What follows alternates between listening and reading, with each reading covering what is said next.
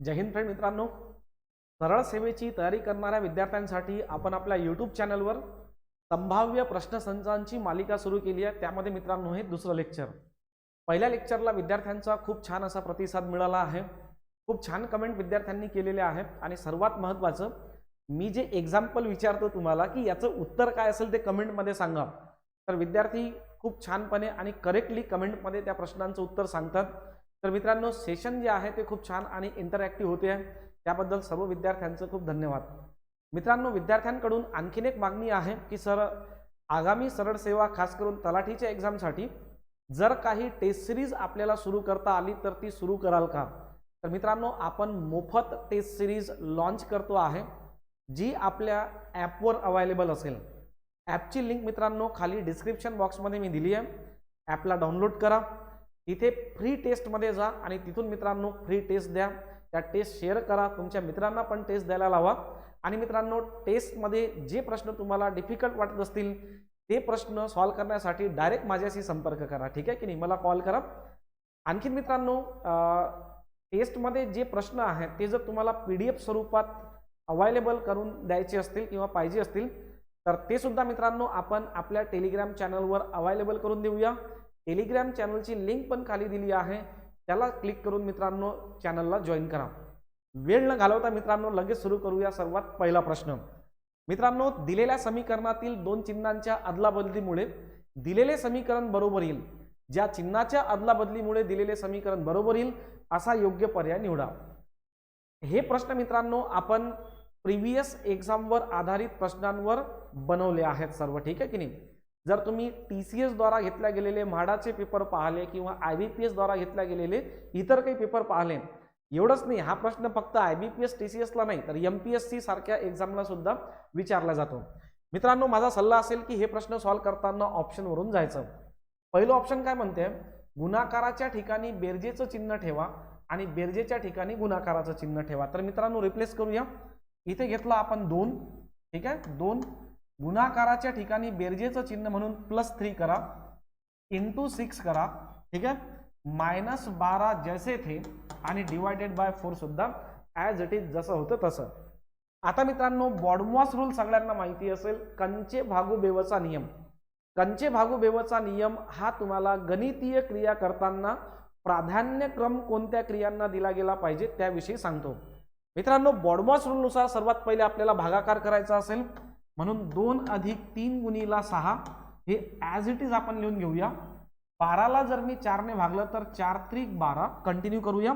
BODMAS rule नुसार आता गुणाकार करायचा आहे, 2 + sin 3 = 18 - 3, 18 + 2 केलं तर मित्रांनो 20 आणि 20 मधून 3 मायनस केले तर बरोबर आपल्याला काय मिळते 17। आणि हे इक्वेशनही आपल्याला म्हणते की काय मिळायला पाहिजे, 17च मिळायला पाहिजे। सो मित्रांनो first is the correct option आहे ना, म्हणजे गुणाकार आणि बेरीज हे चिन्ह आपसात अदलाबदल केले तर बरोबर आपल्याला सॉल्व्ह केल्यानंतर काय मिळते, 17 मिळते आहे। ओके, नेक्स्ट बघा मित्रांनो, पुढला प्रश्न आहे, खालीलपैकी कोणता पर्याय दिलेली मालिका पूर्ण करेल। मित्रांनो हा जो टॉपिक आहे याला रिपीटेड सिरीज किंवा मग लयबद्ध मालिका किंवा मग सायक्लिक सिरीज या वेगवेगळ्या नावांनी ओळखलं जाते। युजली सेंट्रल गव्हर्नमेंटच्या एक्झाममध्ये या प्रकारचे प्रश्न खूप जास्त प्रमाणात राहतात। IBPS आणि TCS चे प्रीवियस पेपर पाहिले तर त्यामध्ये मित्रांनो असे प्रश्न तुम्हाला दिसतील। तर हे प्रश्न कसे सॉल्व्ह करायचे असतात, तर सिंपल आहे मित्रांनो। सर्वात पहिले काउंटिंग करून घ्यायचं की एकूण किती घटक आहेत। तर 1 2 3 4 5 6 7 8 9 10 11 12 घटक आहेत। मित्रांनो 12 घटकांचं डिव्हिजन कसं करता येईल, तर त्यांना 4-4 मध्ये डिवाइड करता येईल, 6-6 मध्ये डिवाइड करता येईल, 3-3 मध्ये डिवाइड करता येईल। तर मित्रांनो जे सर्वात पहिले तुम्हाला सुचेल ते करून टाकायचं। मला सुचलं मी 6 मध्ये डिवाइड करतो, 1 2 3 4 5 6, ठीक आहे। त्यानंतर परत 1 2 3 4 5 6। आता मित्रांनो रिकाम्या जागा भरा। जसं इथे सुरुवातीला A दिसते म्हणून मी सुरुवातीला A लिहिलं, ठीक आहे, त्याच्यानंतर B ऑलरेडी आलाय, शेवटी 2 वेळा A आहे तर शेवटी 2 वेळा A लिहिलं। आता मित्रांनो इथे ना काहीतरी सायकल आहे, ती सायकल आपल्याला शोधून काढायची आहे।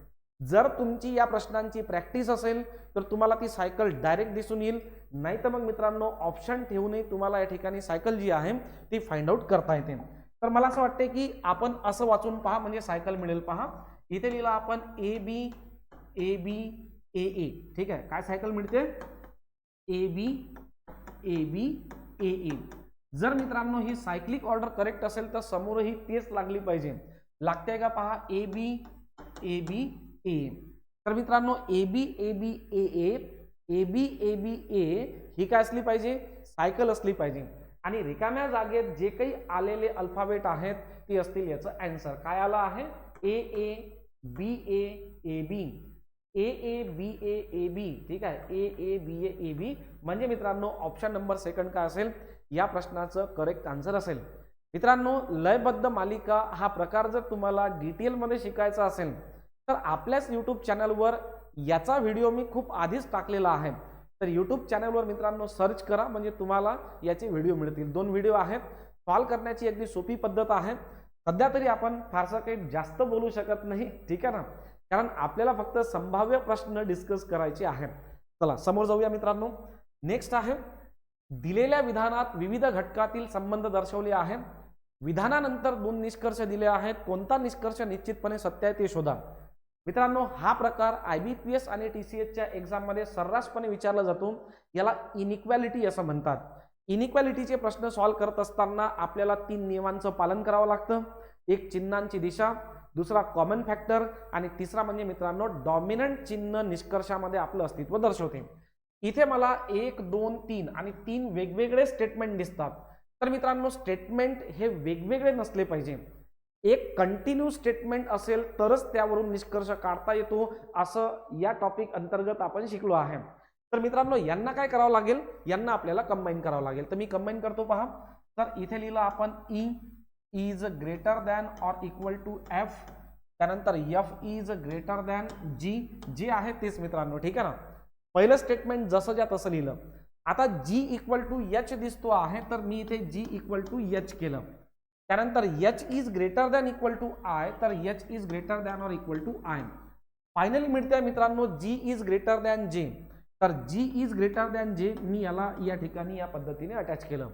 आता पहिला प्रश्न आहे ई आणि आय ला कम्पेअर करा.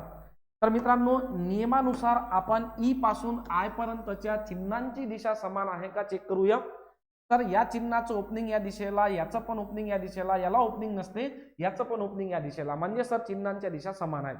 दिशा समान आहेत तर मित्रांनो ई लेफ्ट हँड साईडला आहे, लेफ्ट हँड साईडला ई घ्या. राईट हँड साईडला आय आहे म्हणून राईट हँड साईडला आय घ्या. आता हे 4 चिन्ह आहेत, ऑब्झर्व करा. यामधलं डॉमिनंट चिन्ह ग्रेटर दॅनचं आहे म्हणून ई आणि आयच्या मधात ग्रेटर दॅन यायला पाहिजे. मित्रांनो जर आपण ई आणि आय ला कम्पेअर केलं तर आपल्याला मिळतो आहे E is greater than I. तेच या ठिकाणी दिलं आहे म्हणून पहिला निष्कर्ष या ठिकाणी काय ठरतोय, करेक्ट ठरतोय. आता दुसरा पहा, एफ इज ग्रेटर दॅन जे. मित्रांनो एफ पासून जे पर्यंत जा. डायरेक्ट जाता येत नसेल तर मी लिहून दाखवतो. तर एफ दिला आहे, त्यानंतर ग्रेटर दॅनचं साईन आहे, त्यानंतर जी आहे, त्यानंतर परत ग्रेटर दॅनचं साईन आहे, त्यानंतर जे आहे. मित्रांनो एफ पासून जे पर्यंत जर ऑब्झर्व केलं तर एकच चिन्ह दिसतंय ते म्हणजे ग्रेटर दॅन. म्हणजे जर आपण एफ आणि जे ला कम्पेअर केलं तर तेच चिन्ह निष्कर्षामध्ये दिसेल. So second is also correct. मित्रांनो पहिला आणि दुसरा दोन्ही निष्कर्ष सत्य असल्यामुळे आपण या ठिकाणी निवडूया option number 3 is correct. Done. जमते आहे सर्वांना आहे ना. हा प्रकार पक्का करून ठेवा, तुम्हाला 2-3 प्रश्न एक्झाम मध्ये निश्चितच मिळतील. मित्रांनो पुढला जो प्रकार आहे तो आहे पेपर फोल्डिंग अँड कटिंग. ठीक आहे, पेपर फोल्डिंग अँड कटिंग. हाही प्रश्न मित्रांनो मी प्रिव्हियस एक्झाम मधूनच घेतलेला आहे. TCSच्याच अगदी सोपी प्रकार आहे. इथे ना तुम्हाला इमॅजिन करायचं आहे. मिरर इमेज, वॉटर इमेज हे कन्सेप्ट जर तुमचे क्लिअर असतील तर हा प्रश्न मित्रांनो चुटकी सरशी तुम्हाला सॉल्व करता येईल. तर कसा सॉल्व करायचा, तर युजली मित्रांनो यामध्ये सर्वात शेवटचा जो प्रकार आहे, सर्वात शेवटची जी डायग्राम आहे त्या डायग्रामवर शिफ्ट होऊन जायचं. आणखीन एक महत्वाची बाब मित्रांनो, सिमेट्रिकली तुम्ही तुमची काढत असलेली डायग्राम फोल्डिंगची आणि याने ऑप्शन मध्ये दिलेली डायग्राम ही तंतोतंत बसतेच असं नाही. MPSC मध्ये हा जो नियम मी सांगतोय तो लागू पडते. पण इथे मित्रांनो डायग्राम मध्ये फारसं व्हेरिएशन नाही आहे, खूप लहान सहान एलिमेंट असतात आणि सोपी असते. तर बोर्डवर पहा मित्रांनो, एक नियम ज्या पद्धतीने घड्या घातल्या असतील त्याच पद्धतीने घड्या ओपन करायच्या. तुम्हाला बोर्डवर दिसत असेल, दिसते. सर्वात पहिली घडी मित्रांनो ही वरची खाली घातली आहे, थोडं अंधुक दिसतंय पण ठीक आहे, पाहून घ्या आता. ठीक आहे, वरची घडी मित्रांनो खाली घातली म्हणजे असा भाग मिळाला. त्यानंतर ही घडी याच्यावर घातली म्हणजे असा चौकोनी भाग मिळाला. त्यानंतर मित्रांनो इथे एक ट्रायंगल कापला आहे आणि इथे असा एक चौकोनाकृती आकार कापला आहे. आता फोल्ड करून कापला, आता तो ओपन केल्यानंतर कसा दिसेल असा प्रश्न तुम्हाला या ठिकाणी विचारला आहे. मित्रांनो सोपी आहे. कसं सॉल्व्ह करायचं तर मित्रांनो पहिले मी काय करतो, काप देऊन टाकतो. सर इथे ना या पद्धतीने कापायला सांगितलेलं आहे, बोर्डवर पाहत राहा व्यवस्थित मन लावून, ठीक आहे. एका प्रश्नात क्लिअर होऊन जातो. तर इथे असा ट्रायंगल दिला आहे, तर मित्रांनो ट्रायंगल घेतला मी या पद्धतीचा. त्यानंतर इथे ना असा चौकोनाकृती आयताकृती आकार दिला आहे असा. आता मला सांगा मित्रांनो, आपण ही घडी याच्यावर घालून इथे पोचलो होतो की नाही, तर ओपन करताना ही घडी इकडे काय होईल, रिओपन होईल. आता रिओपन होताना काही जे सिम्बॉल आहेत ते आपली डायरेक्शन चेंज करतील, सिमेट्रिकली पोझिशन लक्षात घ्या. हा त्रिकोण मित्रांनो तिकडल्या तोंडाचा आहे, फोल्ड केल्यानंतर तो इकडल्या तोंडाचा होईल आणि तो या रेषेच्या जवळच असेल. तर मित्रांनो आपण याला फोल्ड करूया. हा त्रिकोण इकडल्या तोंडाचा झाला आणि हा या रेषेच्या जवळच असेल. हा जो आयताकृती शेप दिसतो आहे तो मधल्या रेषेच्या जवळ आहे, तर फोल्ड केल्यानंतरही मित्रांनो तो मधल्या रेषेच्या जवळच येईल. आता बघा वरची घडी खाली घातल्यानंतर आपण इथे पोचलो होतो, तर अनफोल्ड करताना इथून आपल्याला वर अनफोल्ड करावं लागेल. आता मित्रांनो इथे तुम्हाला वॉटर इमेज मिळेल, इकडे आपण मिरर इमेज बनवली, ठीक आहे. याची ही काय झाली, एक्झॅक्टली मिरर इमेज झाली. आता मित्रांनो वर जर फोल्ड केलं तर हा जो शंकूसारखा ट्रायंग्युलर शेप दिसतो आहे तो या ठिकाणी असाच्या असाच काय होईल, अपीयर्ड होईल. हा जो आयताकृती आकार आहे तो इथं असेल. हा शंकूसारखा जो आकार आहे तो या रेषेच्या जवळ आहे, तो त्या रेषेच्या जवळच असेल आणि इथे मित्रांनो हा आयताकृती आकार आपल्याला दिसेल. या पद्धतीची उत्तर आकृती करेक्ट मानली जाईल आणि ती आपल्याला 3 मध्ये दिसते आहे. मित्रांनो हा प्रश्न मी डायरेक्ट एक्झाम मधला कॉपी पेस्ट करून घेतलाय. PYQ वर आधारित आपण प्रश्नसंच घेतोय, त्यामुळे काही प्रश्न मी PYQ चे सुद्धा टाकतोय, जिथून तुम्हाला कन्फर्मेशन मिळेल की ऍक्च्युअल मध्ये आपण PYQ मध्ये जे राहते त्याच प्रकारचं घेतो आहे. तर मित्रांनो आपण अनफोल्ड केल्यानंतर दिसत असणारी आकृती आणि ऑप्शन नंबर 3 मध्ये दिसणारी आकृती सेम आहे, तो या ठिकाणी आपण निवडूया ऑप्शन नंबर 3. मित्रांनो कंटिन्यू करूया. पुढला प्रश्न आहे, 6 व्यक्ती KL MN O आणि P हे वर्तुळाकार टेबलाभोवती बसले आहे. N हा K आणि L दोघांचा लगतचा शेजारी आहे. M हा यांच्या विरुद्ध बसला आहे.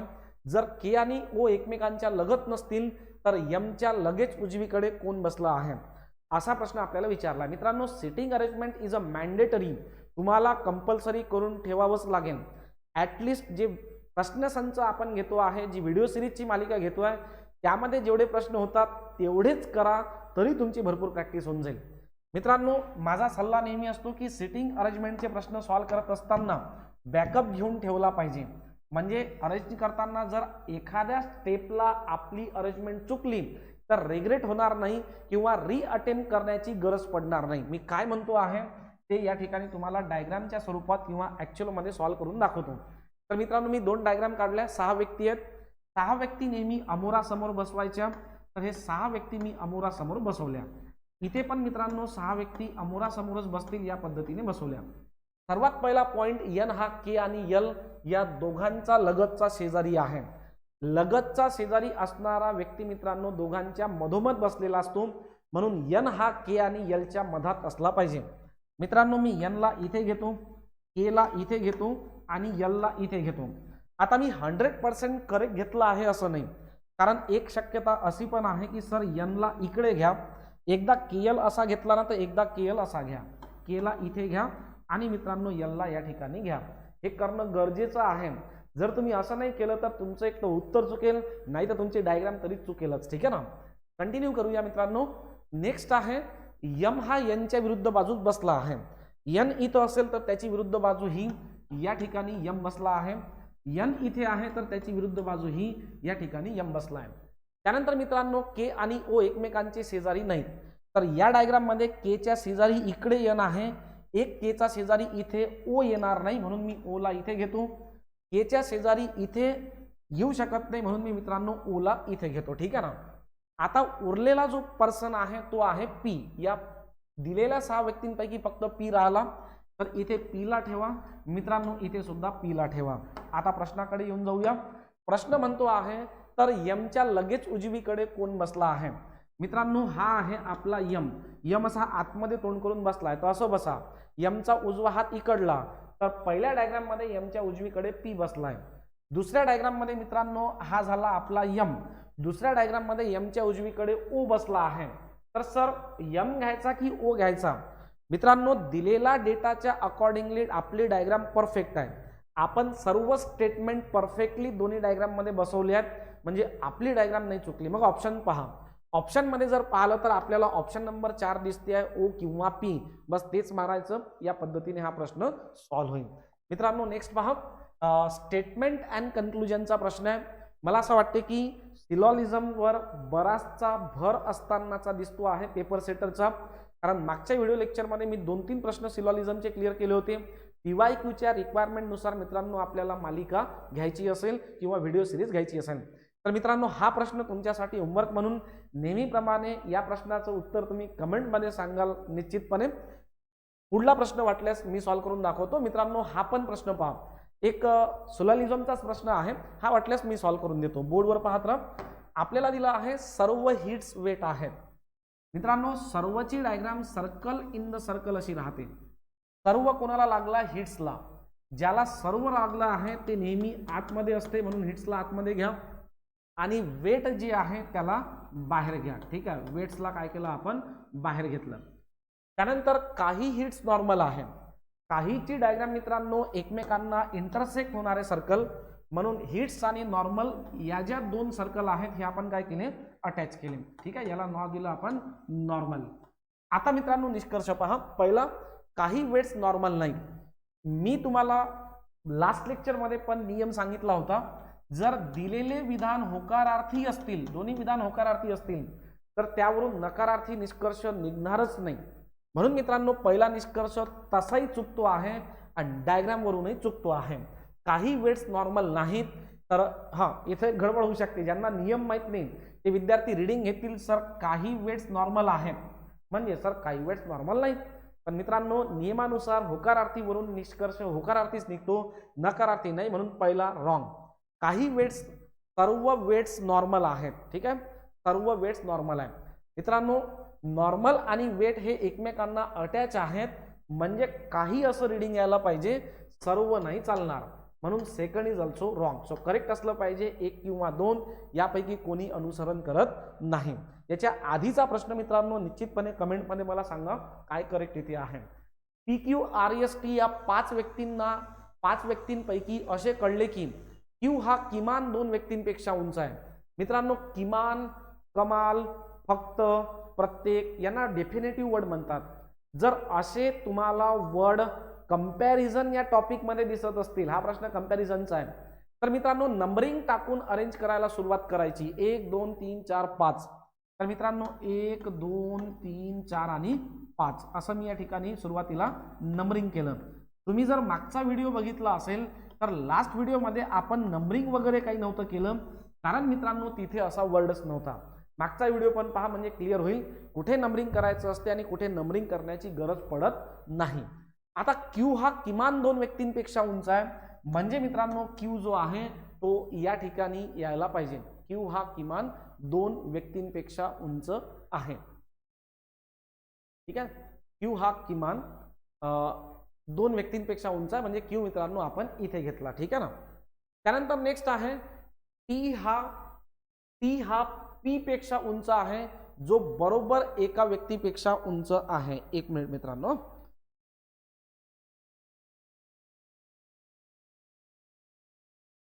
ठीक आहे, पहा काय दिलंय. Q हा किमान 2 व्यक्तींपेक्षा उंच आहे. आता लक्षात घ्या किमानचा अर्थ काय होतो? कमीत कमी. कमीत कमी 2 व्यक्तींचा अर्थ होतो 2 किंवा त्यापेक्षा जास्त असले तरी चालतील. मला सांगा, मी तुम्हाला असं म्हटलं की तुम्हाला परीक्षेत पास होण्यासाठी 100 पैकी किमान म्हणजे कमीत कमी 60 मार्क्स असले पाहिजे. मग तुम्हाला 70 मिळाले तर पेपर सेटर नाही म्हणेल का? एक्झामिनर म्हणेल का अरे नाही 70 वाला नाही पाहिजे, 60 वालाच पाहिजे होता? असं नाही आहे. किमान 60 म्हणजे मित्रांनो 60 किंवा त्यापेक्षा जास्त. तसंच Q हा किमान 2 व्यक्तीपेक्षा उंच आहे, म्हणजे Q हा 2 किंवा त्यापेक्षा जास्त व्यक्तींपेक्षा उंच असला तरीही आपल्याला चालेल. तर मला असं वाटतं मित्रांनो याला ना सध्या राहू द्या. आहे ना, कारण क्यू हा इथं घेतला तर 2 व्यक्तींपेक्षा उंच झाला, इथं घेतला तरी किमान 2 पेक्षा उंच झाला, इथं घेतला तरी किमान 2 पेक्षा उंच झाला, म्हणून याला ना होल्डवर ठेवूया. त्यानंतर टी हा पी पेक्षा उंच आहे, जो बरोबर एका व्यक्तीपेक्षा उंच आहे. बोर्डवर पहा, टी जो आहे कोण उंच आहे, टी उंच आहे म्हणून टीला वर घ्या, टीला खाली घ्या. जो एका व्यक्तीपेक्षा उंच आहे, जो मित्रांनो नेहमी त्याच्या आधी येणाऱ्यासाठी असतो, जो पासून मागे गेलं तर आपल्याला कोण मिळतो आहे, पी मिळतो आहे. ठीक आहे ना. तर मला असं वाटते की या ठिकाणी आपण टी आणि पी ला इथे अरेंज केलं पाहिजे. टीला इथे घ्या, पी ला इथे घ्या, आणि हा जो पी आहे तो एका व्यक्तीपेक्षा उंच आहे, तो एक व्यक्ती मित्रांनो या ठिकाणी असला पाहिजे. ठीक आहे. चला, त्यानंतर क्यू हा आर पेक्षा बुटका नाही. क्यू हा आर पेक्षा बुटका नाही म्हणजे मित्रांनो क्यू हा आर पेक्षा उंच असेल, म्हणून क्यू ला वर घ्या, आर ला खाली घ्या. आर हा टी पेक्षा उंच आहे, आर टी पेक्षा उंच आहे. कोण उंच आहे मित्रांनो, आर, म्हणून आर ला वर घ्या टीच्या, कारण आर हा टी पेक्षा उंच आहे. आणि आर जर आला असेल तर त्याच्या वर कोण अरेंज होतो या ठिकाणी, क्यू अरेंज होतो आहे. ठीक आहे ना. आरच्या वर कोण अरेंज होतो आहे, क्यू. त्यानंतर मित्रांनो आपल्याला दिलं आहे, ठीक आहे, 5 व्यक्ती आहे, फक्त एक जण उरलाय, उरलेला व्यक्ती यस आहे, म्हणून यसला या ठिकाणी ठेवा. या पद्धतीने आपली अरेंजमेंट काय होईल, डन होईल. आता मित्रांनो हा पॉइंट जो लागत नव्हता तो लक्षात घ्या. क्यू हा किमान 2 व्यक्तींपेक्षा उंच आहे. किमान 2 व्यक्तींपेक्षा उंच म्हणजे 3 पेक्षा, 4 पेक्षा, 5 पेक्षा उंच असला तरी चालते. तर मित्रांनो आपला क्यू 1 2 3 4 या 4 जणांपेक्षा उंच आहे, म्हणजे किमान 2 व्यक्तींपेक्षा उंच आहे. बरोबर बसलं. सो अरेंजमेंट इज लाईक दिस. मित्रांनो मागच्या सिरीजमध्येही कंपॅरिझनचा प्रश्न होता, पण ते सोपी होते, पहिली सिरीज होती ना, म्हणून आपण सोपी घेतले. इथं मात्र हा थोडाफार ट्रिकी आणि डिफिकल्ट प्रश्न असल्याचं भासते आहे. ठीक आहे ना. या सर्वांमध्ये तिसऱ्या क्रमांकावर कोण आहे, तर मित्रांनो थर्ड प्लेसवर आपल्याला या ठिकाणी कोण मिळतोय, टी, म्हणून या प्रश्नाचा करेक्ट आन्सर असेल टी. चला नेक्स्ट घेऊया. पुढला प्रश्न आहे मित्रांनो, ज्याप्रमाणे दुसरी संख्या पहिल्या संख्येशी संबंधित आहे त्याचप्रमाणे तिसऱ्या संख्येशी संबंधित असणारा पर्याय निवडा. खूप जबरदस्त आणि खूप मस्त प्रश्न आहे मित्रांनो. पाहत्रा बोर्डवर आपल्याला दिला आहे 283 चा 26 ची जो संबंध आहे तो संबंध 124 चा कोणाशी असेल. आता मित्रांनो इथे खूप सारे लॉजिक काम करतात. हा जो टॉपिक आहे याला ॲनालॉगी म्हणजे सहसंबंध असं म्हणतात. तर मला काय सुचलंय ते मी सांगतो. मित्रांनो मी यामधील अंकांची बेरीज केली तर 8 आणि 2 10, 10 आणि 3 किती 13. मित्रांनो 13च्या जर आपण दुप्पट केलं तर आपल्याला संख्या काय मिळते 26. तो लॉजिक आहे सर, दिलेल्या संख्येतील अंकांची बेरीज करा, त्याच्या दुप्पट करा. इथे बेरीज करूया मित्रांनो, 4 आणि 2 6 आणि 1 7. सर बेरीज केली 7, ठरल्याप्रमाणे दुप्पट केलं तर 7 दोन्ही किती येते 14. म्हणून मित्रांनो या प्रश्नाचं करेक्ट आन्सर असेल 14. आता मित्रांनो या प्रश्नात हेच एक लॉजिक असते असं नाही बरं, भरपूर सारे लॉजिक असू शकतात. तुम्ही त्या लॉजिकचा किंवा मग त्या घटकाचा अभ्यास करा, म्हणजे वेळेवर मित्रांनो प्रश्न आल्यानंतर काही ना काही लॉजिक आपल्याला सुचेल. आणखीन प्रश्न बघूया. नेक्स्ट आहे सिरीजचा, याला फिगर सिरीज म्हणतात. दिसत असेल सगळ्यांना बोर्डवर व्यवस्थित. ठीक आहे ना. मित्रांनो आपल्याला या ठिकाणी 1 स्टार दिला आहे. ठीक आहे ना. मी इथे मांडण्याचा प्रयत्न करतो. पहा, 1 स्टार दिला आहे, त्यानंतर एक डॉट दिला आहे. पुढल्या डायग्राम मध्ये काय झालं की स्टार आणि डॉट समोर सरकले, म्हणजे पहिले डॉट आला, त्यानंतर स्टार आला, त्यानंतर मित्रांनो एक ॲरो आला. ठीक आहे. पुढल्या डायग्राम मध्ये तो परत एक स्टेप समोर सरकला आणि ॲरोच्या नंतर आपल्याला ठिकाणी काय मिळतो आहे, एक ट्रायंगल मिळतो आहे. पुढल्या डायग्राम मध्ये परत एक स्टेप समोर सरकला आणि ट्रायंगल नंतर मित्रांनो आपल्याला अशा प्रकारची आकृती मिळते. पहा, स्टार आहे, स्टार आहे, डॉट आहे, डॉट आहे, डाऊनवर्ड ॲरो, ॲरो, ट्रायंगल, त्यानंतर हे. आता मित्रांनो काय होईल, पुढच्या डायग्राम मध्ये हे आणखीन एक स्टेप समोर सरकेल आणि इथे काहीतरी नवीन एलिमेंट आपल्याला पाहायला मिळेल. तर मित्रांनो डायग्राम मध्ये नवीन एलिमेंट या आकृतीनंतर कोणता मिळतोय ते पहा. ठीक आहे की नाही, या आकृतीच्या नंतर. आता मित्रांनो ही डायग्राम आपण समोर जर सरकवली, पहा इथं होती, इथे गेली, इथून इथे गेली. ठीक आहे ना. आता इथून इथे आली, तर इथून मित्रांनो डायग्राम इथे जायला पाहिजे. तो उत्तर आकृतीमध्ये ही आकृती या ठिकाणी यायला पाहिजे आणि याच्या समोर ना काहीतरी नवीन असलं पाहिजे. तर मित्रांनो ही आकृती या ठिकाणी मिळते आहे आणि या ठिकाणी मिळते आहे, आणि याच्या समोर ई हा नवीन आहे कारण तो आधी कुठं आला नाहीये. इथे पण ई हा नवीन दिसतोय. मग सर 2 आणि 4 मध्ये टायअप आहे. तर कोणतं करेक्ट मानायचं, तर मित्रांनो सिक्वेन्स पहा. स्टार आहे, स्टार आहे, डॉट आहे, डॉट आहे, downward arrow, downward arrow. Triangle triangle, इथे पहा ट्रायंगल नाही आहे, काहीतरी नवीन आलं म्हणून चौथं चुकीचं. त्यानंतर असा शेप आहे, असा शेप आहे आणि त्याच्यानंतर नवीन एलिमेंट बरोबर ई बसतो आहे. तो मित्रांनो या प्रश्नाचं करेक्ट आन्सर असलं पाहिजे ऑप्शन नंबर सेकंड. यांसारख्या प्रश्नांची भरपूर प्रॅक्टिस करा.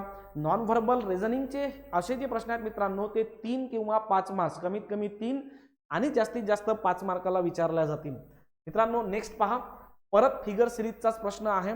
मला असं वाटते की हा प्रश्न तुम्ही स्वतःहून सॉल्व्ह करू शकाल. तर हा प्रश्न मी तुमच्यासाठी सोडून जातोय. कमेंटमध्ये निश्चितपणे सांगा की याचं उत्तर काय असेल.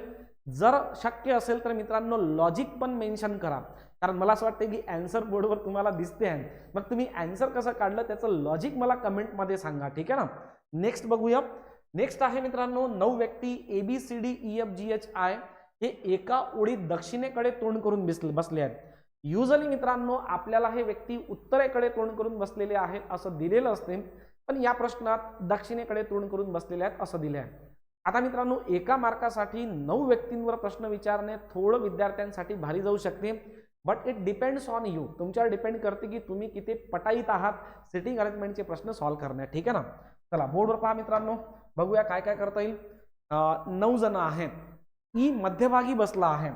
ईला मित्रांनो मधात घ्या. यांचं तोंड दक्षिणेकडे आहे. एकाला घेतो, बाकीचे मानून घ्यायचे की आहेत म्हणून, ठीक आहे ना, किंवा घेऊन टाकतो. हा मधात आहे म्हणजे मित्रांनो 4 जण त्याच्या उजवीकडे असतील, 4 जण त्याच्या डावीकडे असतील, असं इकडे 4 इकडे 4 8 झाले आणि हा मधात 9वा, ठीक आहे ना.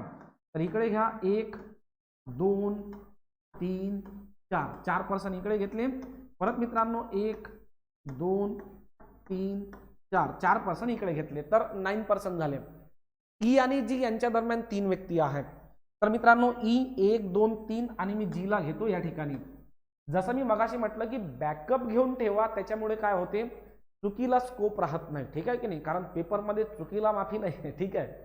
तर मित्रांनो जी जसा एकदा आपण तिकडे घेतला तसा जी एकदा इकडे घेऊन ठेवूया, कारण सर ई आणि जी दरम्यान जीला इकडे घेतलं तरी तर 3 जणच मिळतात.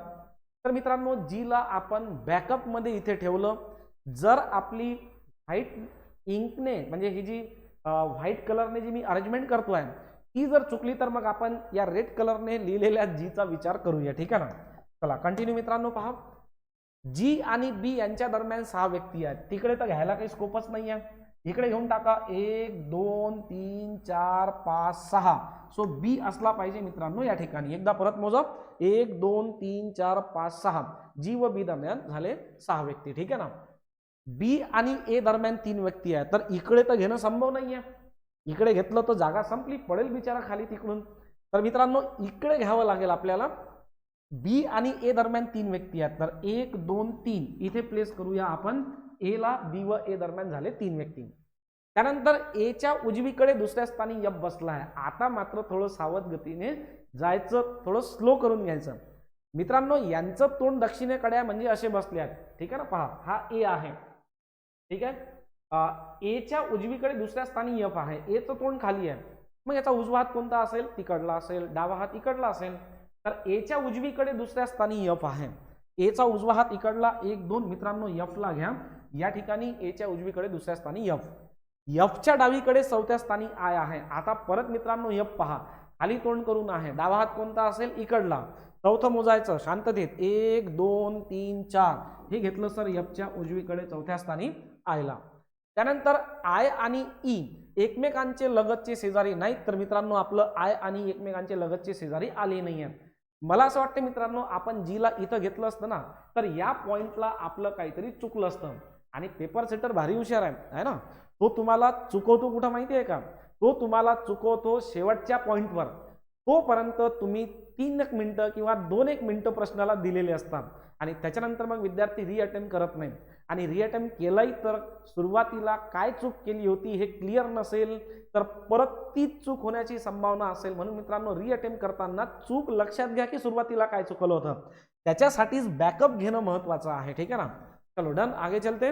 बी आणि सी एकमेकांचे शेजारी नाहीत. तर बी च्या शेजारी इथे किंवा इथे सी येणार नाही. तर मित्रांनो सी ला आपण घेऊया या ठिकाणी. लास्ट आहे डी च्या उजवीकडे एच बसला आहे. डी च्या उजवीकडे. आता लगेच उजवीकडे तर दिलं नाहीये.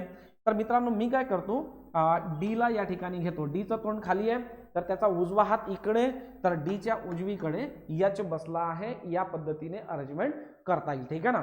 जरी मित्रांनो मी इथे करून दाखवली तरी माझा सल्ला असेल आपल्या टेलिग्राम चॅनलवरून याची लिंक डाउनलोड करा, PDF डाउनलोड करा आणि PDF मध्ये सुद्धा हा प्रश्न आहे, स्वतःहून सॉल्व्ह करून पहा बरोबर जमतो का.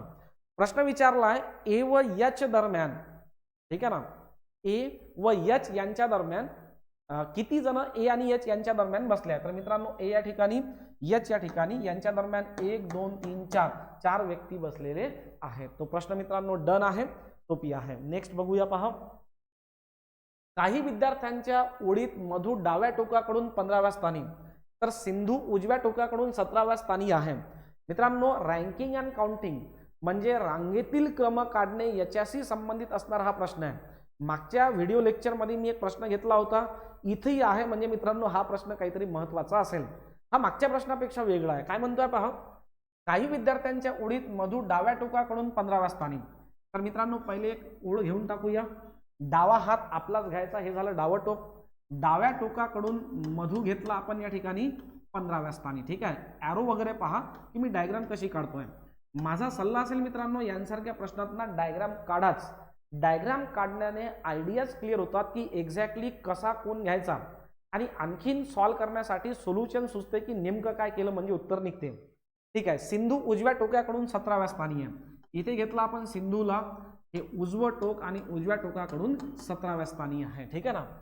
जेव्हा ते आपापल्या जागांची अदलाबदल करतात, तर मित्रांनो अदलाबदल करतात म्हणून मी एक आणखीन डायग्राम काढतोय. अदलाबदल करणे म्हणजे सिंधू जी इथं बसली आहे ती या ठिकाणी आली आणि हा जो आहे मधु तो इथून या ठिकाणी गेला. यांनी आपल्या जागांची अदलाबदल केली. इथे मधुला घेऊन टाकूया. आता एक लक्षात घ्या मित्रांनो, त्यांनी जरी आपल्या जागांची अदलाबदल केलेली असली तरी माणूस चेंज झाला, त्याचा क्रमांक नाही चेंज झाला. सिंधू इथे आली तर सिंधूचा इकडून क्रमांक 15वाच असेल, तिचा क्रमांक चेंज होणार नाही. मधु इकडे आला तर मधुचा इकडून क्रमांक 17वा असेल, त्याचा क्रमांक चेंज होणार नाही. आता अदलाबदल केल्यानंतर मधु हा डाव्या टोकाकडून 19व्या स्थानी येतो. मित्रांनो हा मधु हा डावा हात इकडला आणि तो डाव्या टोकाकडून कितव्या स्थानावर आहे, 19व्या स्थानावर आहे. तर रांगेतील एकूण विद्यार्थी संख्या किती. मित्रांनो अदलाबदलशी संबंधित असणारा हा प्रश्न सॉल्व्ह करण्यासाठी पुस्तकांमध्ये काही फॉर्म्युले दिलेले आहेत. ते फॉर्म्युले लक्षात ठेवणं भारी जातात, पण इथं कोणत्याही फॉर्म्युल्याचा वापर न करता मी डायरेक्टली तुम्हाला सॉल्व्ह करून दाखवण्याचा प्रयत्न करतोय. मित्रांनो पाहता हा मधु आहे, मधुचा इकडून क्रमांक 19वा, तिकडून क्रमांक 17वा. आता असं वाटते की सर यांची बेरीज करून घेतली की बरोबर आपल्याला काय मिळेल, टोटल मिळेल. तर मित्रांनो इकडून घेतोय मी 19, तिकडून घेतो आहे 17. पण असं घेतलं ना तर आपण टेक्निकली एक चूक केली. काय चूक केली आपण टेक्निकली, जेव्हा मी असं म्हणतो की मधुचा इकडून क्रमांक 19वा आहे तेव्हा त्या 19 मध्ये मित्रांनो आपण मधुला मोजलेलं असते, आणि जेव्हा मी म्हणतो की मधुचा इकडून क्रमांक 17वा आहे तर त्या 17 मध्ये मित्रांनो आपण मधुला मोजलेलं असते.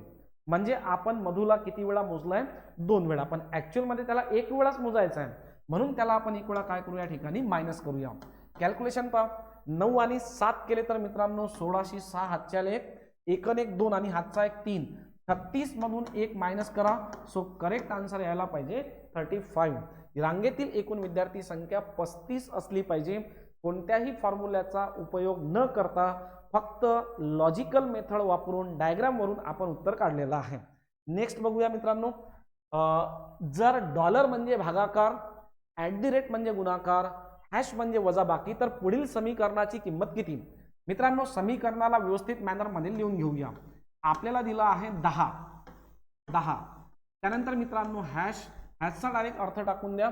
हॅश म्हणजे वजाबाकी, तर 10 वजा 5. ठीक आहे. @ म्हणजे मित्रांनो गुणीला 1 आणि त्यानंतर डॉलर म्हणजे भागीला 5. मी नेहमी असं म्हणतो की लिहिताना ना गणितामध्ये तुम्ही किती चांगलं व्यवस्थित लिहितात त्यावर डिपेंड करेल की तो प्रश्न तुम्हाला किती सोपी वाटतो. आता सर बॉडमॉस रूल नुसार पहिले भागाकार करायला पाहिजे, म्हणून 1/5 करूया. 1/5 केलं तर मित्रांनो ते 0.2 येते. मग सर पॉईंट मध्ये आलं तर कॅल्क्युलेशनला आणखीन समोर त्रास आहे. तर मित्रांनो पहा, मी नेहमी सल्ला देईल की भागाकार लिहिताना 1/5 असा लिहू नका. 1/5 काय करा असा लिहा. तर असा लिहिल्यानं काय होते, तर मित्रांनो आजूबाजूला असणारे अंक आपल्याला कटपीट करण्यासाठी मदत करतात. जसं हा 5 आणि हा 5 कटला, इथे पाहिलं तर सर 10 वजा 1 असं शिल्लक राहिलं. 10 मधून 1 गेलं तर करेक्ट आन्सर येते आहे मित्रांनो 9. So option number 4 is the correct answer. सोपी आहे, फक्त मांडणी व्यवस्थित करा. दिलेल्या पर्यायातून संबंधित अक्षरे निवडा. बस मित्रांनो ॲनालॉगीचा प्रश्न आहे. जसा मागे आपण नंबर ॲनालॉगीचा प्रश्न पाहिला होता, दिलेल्या संख्येतील अंकांच्या बेरजेची दुप्पट, तसा हा अल्फाबेटिकल ॲनालॉगीचा आहे. कसं पहा मित्रांनो, ई पासून एफ मिळालं म्हणजे 1 ने समोर गेला, तसंच जी पासून 1 ने समोर गेलं तर काय मिळेल, एच मिळेल. म्हणून आपल्या उत्तराचं पहिलं अल्फाबेट एच असलं पाहिजे. तर एच मित्रांनो 2 आणि 4 मध्ये मिळते. आता पहा इथे ई चा कोड झेड दिला आहे, सॉरी ए चा कोड झेड दिला आहे. मित्रांनो ए पासून एक घर मागे आलो तर आपल्याला झेड मिळते. तसंच यल पासून एक घर मागे या, यल पासून एक घर मागे आलं तर आपल्याला के मिळते. तर मित्रांनो पहिलं अल्फाबेट आपण एच काढलं होतं, दुसरं के काढलं होतं. आपलं टायअप 2 आणि 4 मध्ये आहे, पण इथे एच एम आहे आणि इथे एच के आहे. तो एच के आहे म्हणजे मित्रांनो ऑप्शन नंबर 4 काय असेल, करेक्ट असेल. बाकीचे अल्फाबेट काढत बसू नका, वेळ खूप जास्त लागतोय. म्हणून मित्रांनो डायरेक्टली उत्तर काढण्याचा प्रयत्न करायचा असेल. परत मित्रांनो सांगतो, पुढल्या वीकेंडला सॅटर्डे किंवा संडेला आणखीन आपण 15 संभाव्य प्रश्न जे आहेत त्यांचं डिस्कशन घेऊया. व्हिडिओचं जे डिस्क्रिप्शन आहे खाली त्याच्यामध्ये सर्व लिंक टाकलेल्या आहेत. फ्री टेस्ट सिरीज निश्चितपणे जॉईन करा मित्रांनो, स्वतःला इम्प्रूव्ह करा. आणखीन काही सजेशन असतील तर कमेंट बॉक्समध्ये नक्की सजेस्ट करा. इथे आपण थांबूया. धन्यवाद.